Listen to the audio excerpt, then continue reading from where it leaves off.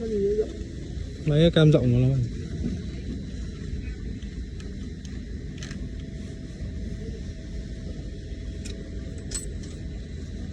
Ok. Xe mà nó không